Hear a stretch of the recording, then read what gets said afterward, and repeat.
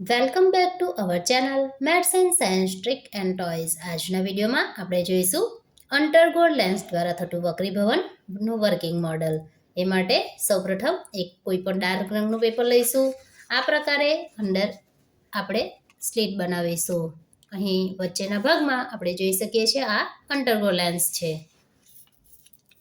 અને આ પ્રકારે આપણે એક પોકેટ ટાઈપ રચના બનાવીશું.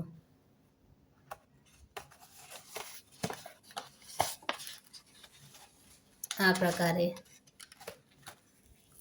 હવે આપણે એક બીજો આ પ્રકારે કાગળ લઈશું જે આ પોકેટમાં સરળતાથી દાખલ કરી શકાય. તો હવે આપણે જોઈએ